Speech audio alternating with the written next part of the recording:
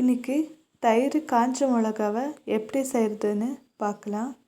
இது செய்கிறதுக்கு நான் இங்கே 250 கிராம் மிளகாவை, பச்சை மிளகாவை நல்லா கழுவிட்டு ஒரு துணியில் போட்டு நல்லா மெலிசாக ரப் பண்ணுறேன்.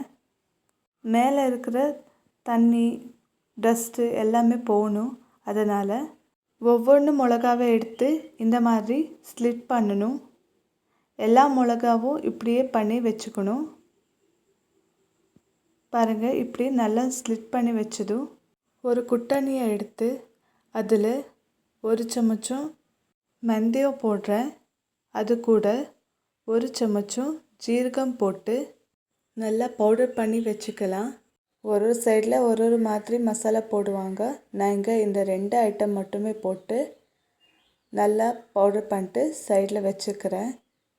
இப்போது ஒரு பவுலில் 1 கப் அளவுக்கு தயிரை போடுறேன். அதே கப்பில் நான் 1 கப் அளவுக்கு தண்ணியை போட்டு நல்லா மிக்ஸ் பண்ணிட்டு வச்சுக்கலாம். நீங்கள் இங்கே புளிஞ்ச தயிராக எடுக்கலாம், அதுவும் நல்லா இருக்கும். எனக்கு புளிஞ்ச தயிர் கிடைக்கல, அதனால் நான் இங்கே மார்க்கெட்டில் எடுத்துகிட்டு வந்த தயிரே போடுறேன். அதில் பவுடர் பண்ணி வச்சுருந்த இந்த மசாலாவை ஆட் பண்ணிட்டு 2 சமச்சம் உப்பு போடுறேன். மிளகா கொஞ்சம் காரமாக இருக்கிறது, அதனால் நான் இங்கே 2 சமச்சம் போடுறேன். காரம் இல்லைன்னா நீங்கள் இந்த குவான்டிட்டியை கொஞ்சம் கம்மி பண்ணிக்கலாம். நீங்கள் யூடியூப்பில் என்னை சப்ஸ்கிரைப் பண்ணுங்கள், அப்புறம் ஃபேஸ்புக்கில் என்னை ஃபாலோ பண்ணுங்கள். இதை மறக்காமல் பண்ணிடுங்க. இப்போது இதெல்லாமே போட்டு நல்லா மிக்ஸ் பண்ணி வச்சுக்கலாம்.